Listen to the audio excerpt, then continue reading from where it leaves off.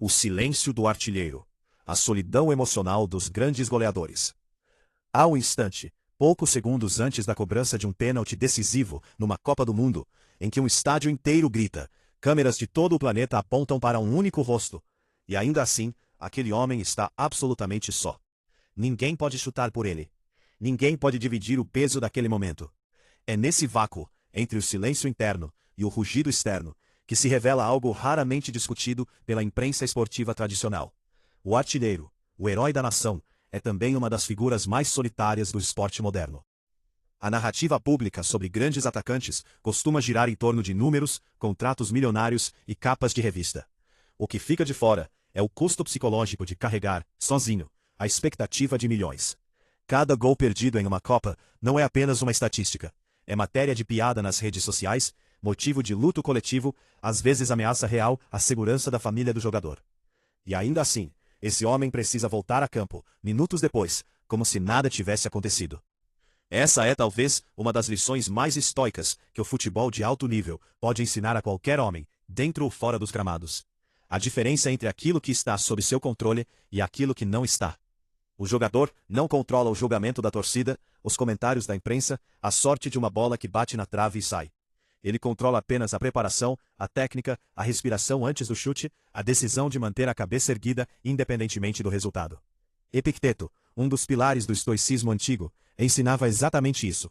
Perturbamo-nos não pelos eventos, mas pela opinião que temos sobre eles.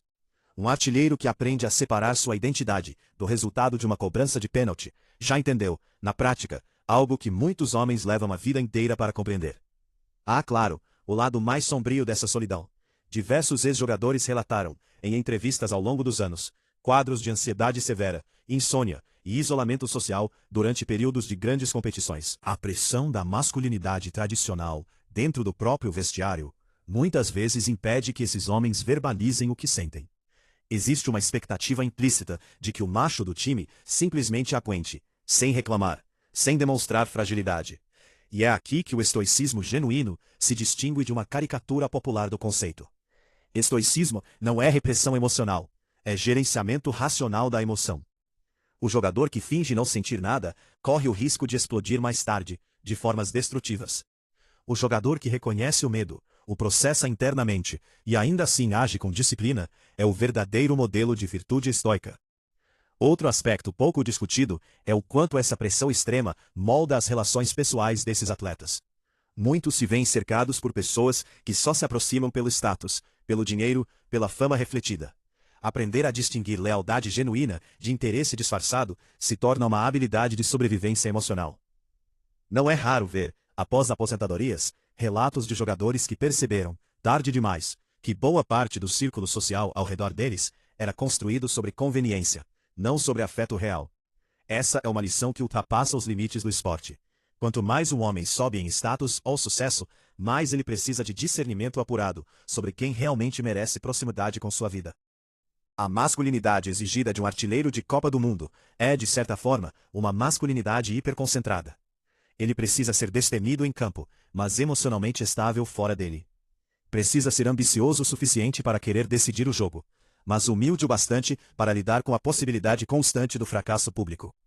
É um equilíbrio que lembra de forma quase didática o ideal estoico do sábio, aquele que age com excelência não porque busca aplausos, mas porque a virtude da ação bem executada é em si a recompensa. O resultado, vitória ou derrota, é apenas o ruído externo que o sábio observa com serenidade, sem deixar que ele defina seu valor interno. Existe também uma dimensão de independência que merece atenção. Grandes artilheiros, principalmente os mais experientes, frequentemente relatam que o ponto de virada em suas carreiras veio quando pararam de jogar para agradar técnicos, torcida ou mídia, e passaram a jogar de acordo com sua própria leitura de jogo, sua própria confiança interna.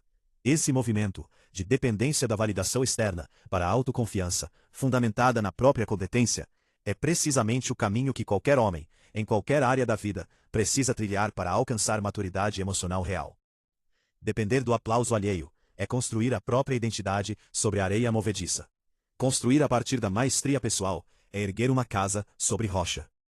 É interessante notar como as Copas do Mundo, a cada 4 anos, funcionam quase como um experimento social em tempo real, sob pressão extrema e resposta humana a ela.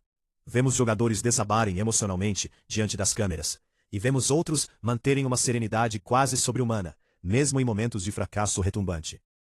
A diferença entre esses dois grupos raramente está no talento técnico.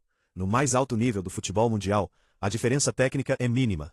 A diferença está na arquitetura interna de cada um, na forma como cada homem aprendeu, ao longo da vida, a lidar com aquilo que não pode controlar.